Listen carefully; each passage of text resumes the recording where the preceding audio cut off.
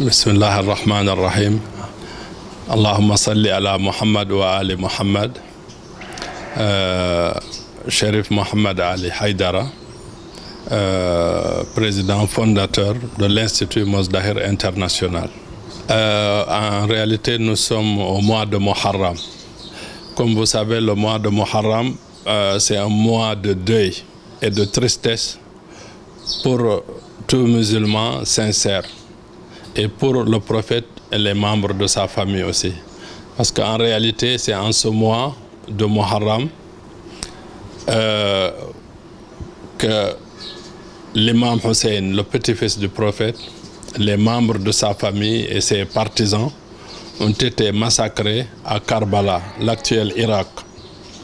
Et donc c'est le 10 du mois de Muharram qu'il y a eu le massacre.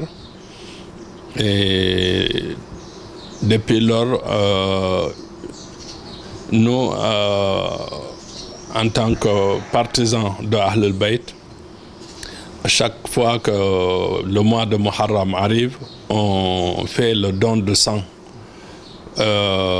pour sauver des vies, parce que l'imam Hussein aussi était sorti pour faire face à l'injustice et pour aussi sauver l'islam et sauver des vies aussi. Donc, en quelque sorte, on fait le don du sang pour se solidariser avec l'imam Hussein dans le sacrifice ultime qu'il a fait de lui-même et des membres de sa famille et de ses partisans. En réalité, la flagellation, ça s'est arrivé après la mort de l'imam Hussein. Ça a commencé avec ce qu'on appelle At-Tawabin.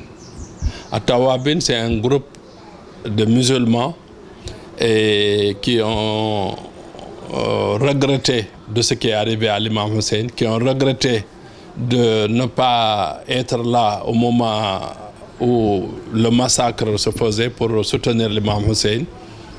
Et donc ils ont commencé par se flageller même pour exprimer leur regret. Mais je pense que ce n'est pas quelque chose qui est valable aujourd'hui pour nous.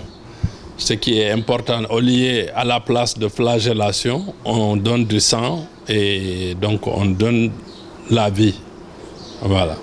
Bon, là, je pense que tout simplement, peut-être c'est au niveau de l'organisation.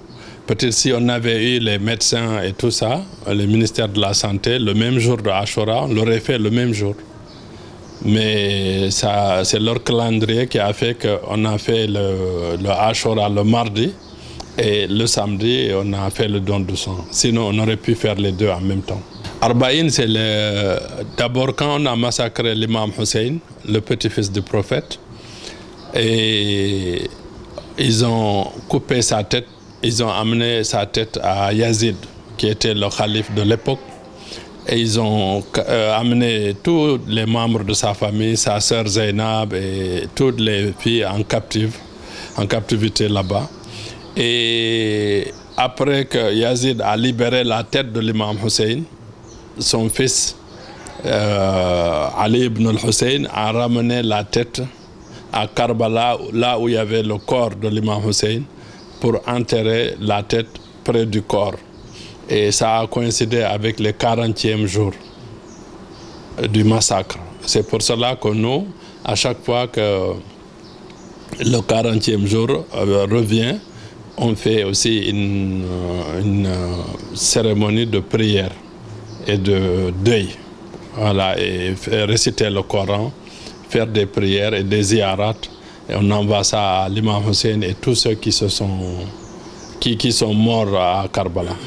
Tout à fait. Nous, on n'est pas obligé d'aller à Karbala. C'est-à-dire que ceux qui peuvent aller, ils vont aller à Karbala. Mais l'imam Hussein est enterré dans les cœurs de tous ceux qui l'aiment et tous ceux qui aiment le prophète.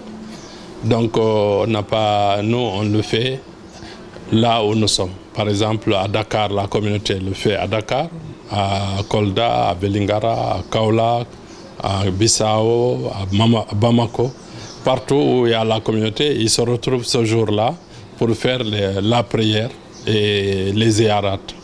C'est pas, si on peut aller à Karbala, encore c'est mieux. Mais si on ne peut pas, ce n'est pas une obligation.